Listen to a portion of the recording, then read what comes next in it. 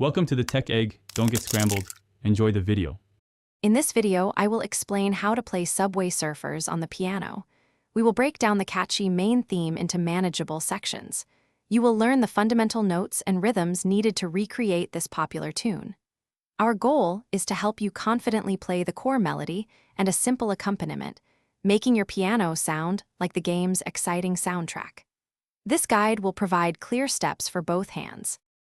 The main theme is quite memorable and uses notes primarily from the C major scale.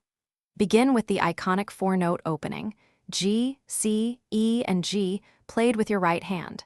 Focus on the precise timing and articulation of these notes. Then, practice the subsequent ascending and descending melodic phrases. Remember to play slowly at first, ensuring accuracy before attempting to increase your speed. The rhythm of the Subway Surfers theme is upbeat and typically in 4/4 time, giving it a driving feel. For your left hand, you can provide a simple accompaniment using root chords or octaves. For instance, when the right hand plays the opening G-C-E-G, your left hand can play a C major chord or a C octave. This creates a full, harmonious sound that supports the melody effectively.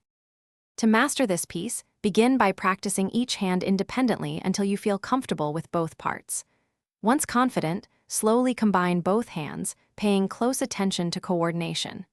Using a metronome is highly recommended to develop a steady tempo, starting at a slow pace, perhaps 60 beats per minute, and gradually increasing it.